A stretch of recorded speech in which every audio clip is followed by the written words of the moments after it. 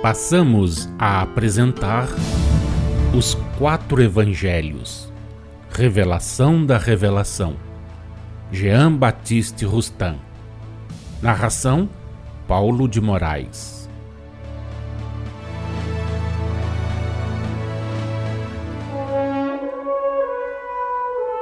E continuou Jesus dizendo aos discípulos: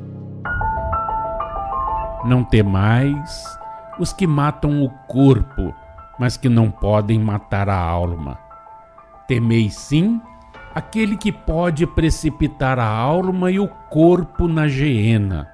A esse sim, eu vos digo, temei. Estas palavras não têm por fim, segundo o Espírito, senão libertar o homem do amor de si mesmo e chamar-lhe a atenção para o que nele não pode perecer, isto é, para a inteligência, filha de Deus, que de Deus provém e que, partindo do infinitamente pequeno para chegar ao infinitamente grande, tem que voltar a ele na individualidade e na imortalidade. Os que tomaram a letra pelo Espírito consideraram a geena um lugar material e circunscrito, um inferno, à maneira do Tártaro do paganismo, à maneira da cloaca, da caverna que o rei Josias mandara construir perto de Jerusalém e onde os judeus lançavam as imundícias da cidade e os cadáveres privados de sepultura, e onde se alimentava um fogo contínuo para consumir essas matérias vis e desprezíveis. A palavra geena, despojado da letra o Espírito, é uma expressão alegórica de complexa significação. A geena é a imensidade, onde, quando errante, o espírito culpado passa pelos sofrimentos ou torturas morais apropriados e proporcionados aos crimes e faltas por ele cometidos. O termo geena abrange também as terras primitivas e todos os outros mundos inferiores, de provações e expiação, onde pela encarnação ou reencarnação se vêem lançados os espíritos culpados, a alma e o corpo que ela reveste, corpo que para ela é igualmente uma geena, como são na erraticidade aqueles sofrimentos ou torturas morais. Não temais os homens. Quando vos for preciso, para salvar a alma, sacrificar o corpo, não recueis diante dos que o podem matar, e nada mais. Temei, porém, a Deus, que pode, se falirdes nas vossas provas, lançar-vos por ato da sua justiça, que se exerce para a vossa melhoria e vosso progresso, na geena dos sofrimentos, das torturas morais, na erraticidade após a morte, na geena da reencarnação na terra e nos outros mundos inferiores de provações e expiação. Sim, o homem não deve ver no seu corpo mais do que um invólucro, o aparelho, o instrumento das provações, das expiações, da purificação e do progresso do espírito. Se, portanto, essa emanação divina que o corpo encerra, o espírito, correr o perigo de perder-se ou mesmo de alterar-se, deve o homem sacrificar sem pena o invólucro perecível. O espírito, que provém do Senhor, lhe deve a existência e não pode dar valor real senão ao que do Senhor o aproxima. Guarda do envoltório material, cumpre-lhe isentá-lo de todas as máculas, mas se tiver de escolher entre a pureza espiritual e a do corpo, deverá preferir sacrificar esta para conservar aquela.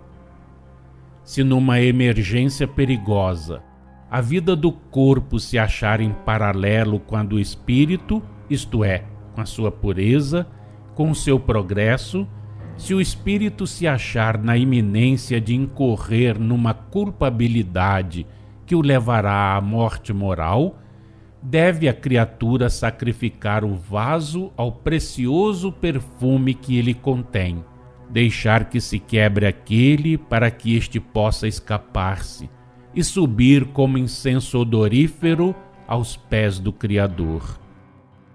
2 pássaros não custam mais que 1 centavo, e 5 mais que 2 centavos. Entretanto, nenhum deles cai na terra sem que seja pela vontade do Pai, que de nenhum modo se esquece. Não é Deus a bondade infinita, cujo olhar criador, como já o temos dito, envolve num só golpe de vista todas as suas criaturas? Não é Ele a vontade onipotente que governa o universo? E tudo o que sucede não sucede com a sua permissão? Todavia, não acrediteis que a sua grandeza infinita desça a ocupar-se com as particularidades da vossa existência ínfima. Uma vez, porém, que o seu poder regula todas as coisas, que os espíritos prepostos à organização dos mundos, desde o ato da formação deles até as mínimas particularidades, não obram senão de conformidade com a impulsão superior que receberam, e que, passando de um a outro, chega até vós, dizer-se pode que nem mesmo um passarinho cai na terra sem que seja pela vontade de Deus. Não concluais desta explicação que o vosso livre-arbítrio se ache assim comprometido de qualquer forma. A ação dos espíritos, exercendo-se sob a potente direção do soberano Senhor, em nada altera essa prerrogativa do espírito, encarnado ou não. O livre-arbítrio, emanação divina, eterna, que o Senhor concede às suas criaturas, fogo sagrado que nos cumpre alimentar, para dele prestarmos contas ao foco imenso donde foi tirado. Até os cabelos das vossas cabeças estão contados. Tomadas ao pé da letra, estas palavras de Jesus levariam à negação do livre-arbítrio no homem, ao fatalismo. Elas são alegóricas, como todas as que o Mestre, a título de ensinamento, proferiu.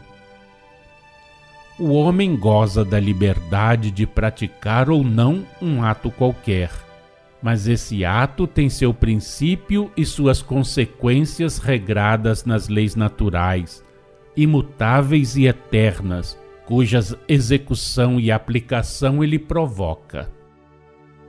Nada lhe sucede que não tenha sido previsto pela sabedoria infinita do Senhor, a qual, entretanto, deixa que os acontecimentos da vida humana sigam seu curso e sua marcha, conformemente ao uso que o homem faz do seu livre-arbítrio. Se bem que, sujeito a experimentar as boas e más influências ocultas que de contínuo sobre ele procuram exercer-se, lhe caiba lutar entre o bem e o mal. O homem dispõe sempre do livre-arbítrio, de uma vontade própria, pessoal, e, pois, em virtude desse livre-arbítrio, dispõe da faculdade de praticar tanto o bem como o mal. Depois da morte, procede-se à apuração dos pensamentos, palavras e atos, bons e maus. Sim, a bondade infinita de Deus vela incessantemente pelas suas criaturas. É assim que, em lhe sucedendo qualquer coisa na existência terrena, a solicitude do Senhor, por intermédio dos bons espíritos, faz sentir a sua influência no homem. Nenhum ato deste, nenhum dos seus mais secretos pensamentos escapam a Deus, e chegada a hora da prestação de contas, pode ele estar certo de que encontrará, no livro da vida, a sua página exatamente escriturada. O Senhor não abandona um só de seus filhos, não esquece uma só ação boa e não deixa impune nenhuma ação má.